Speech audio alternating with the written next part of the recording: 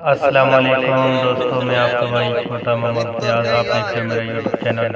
ये हमारे दोस्त कुछ जा रहे हैं डंकी लगा के दोस्तों ईरान में। ईरान से फिर आगे बॉर्डर क्रॉस करके ये इराक में जाएंगे, इराक से तुर्की जाएंगे। इसी तरह मुख्तलिफ मुल्कों में ये जा रहे हैं।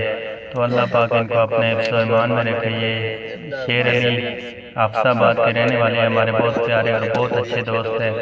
इन्होंने वीडियो बना के भेजी है मुझे। मैंने बोला चलो आप बहन भाइयों से भी शेयर कर दूँगा। तो अगर वीडियो को अच्छी लगे तो ज़रूर दोस्तों चैनल को लाइक करें।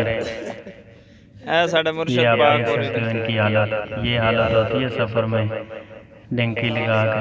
अगर पकड़ाएगी तो तब भी इनको मारी पड़नी है। अगर कामयाब हो गए बॉर्डर क्रॉस कर लिया तो फिर अल्लाह ही हाफ़िज़ है। तो दोस्तों उम्मीद करता हूँ तो वीडियो आपको पसंद आई होगी। तो इसी के साथ मुझे दियो इजाज़त। अल्लाह ने के मान दोस्तों।